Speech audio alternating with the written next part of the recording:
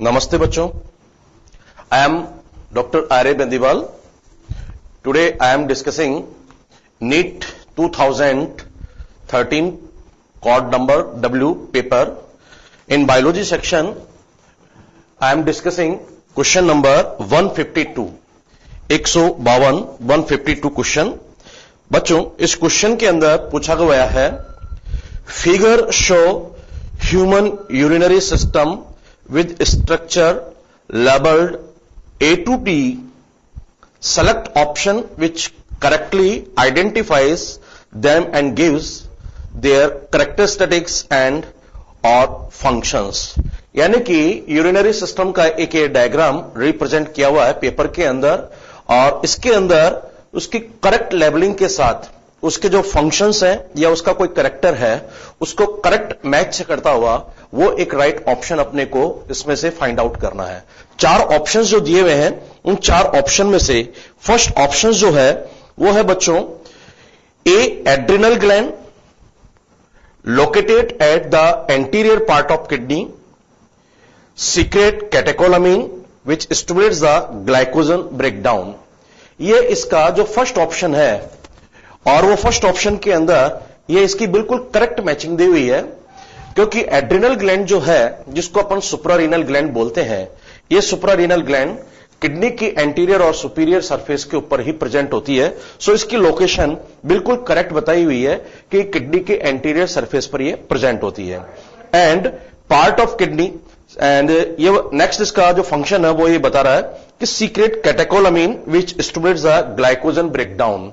यानी कि ये जो एड्रिनल ग्लैंड है इसके थ्रू, या ये एड्रिनल ग्लैंड का जो मेडुला पार्ट है से catecholamines adrenaline and noradrenaline hormone secrete होते हैं, और वो कैटेकोलामीन लीवर के अंदर ग्लाइकोजिनोलाइसिस से प्रोसेस को स्टिमुलेट करते हैं, यानी कि ग्लाइकोजन ब्रेकडाउन को प्रमोट करते हैं. सो यही इसका एक करेक्ट ऑप्शन है. बाकी सेकंड ऑप्शन जो है वो इसका दिया हुआ है B pelvis.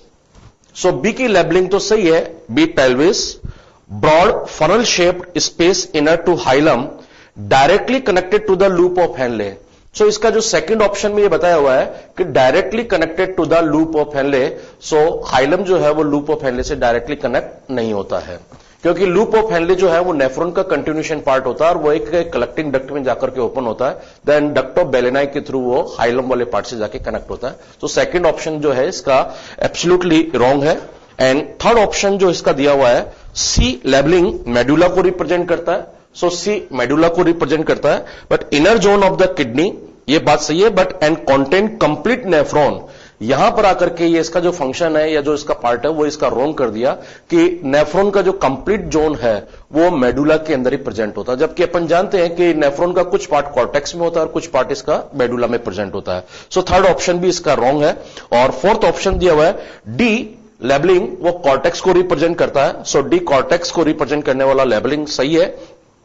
Outer part of kidney, ये पार्ट भी सही है. And do not contain any part of nephron, यहां पर आकर के स्टेटमेंट बिल्कुल रॉन्ग हो गया कि नेफ्रॉन का कोई भी पार्ट को कंटेन नहीं करता है, जबकि कॉर्टेक्स वाले पार्ट के अंदर नेफ्रॉन का Bowman capsule, proximal convoluted and distal convoluted part, ये सब पार्ट जो है वो कॉर्टेक्स के अंदर ही सिचुएटेड होते हैं. सो इन 4 ऑप्शन में से जो second, third and fourth number के जो ऑप्शंस दिए हुए हैं उनके अंदर हाफ पार्ट सही है, बाकी का हाफ पार्ट जो है वो मैचिंग है, वो इसके अंदर रॉन्ग जा रहा है, और फर्स्ट पार्ट जो है इसका करेक्ट जाता है. सो इस क्वेश्चन का बिल्कुल एक्यूरेट आंसर जो है वो फर्स्ट ऑप्शन ही करेक्ट है. Okay, thanks.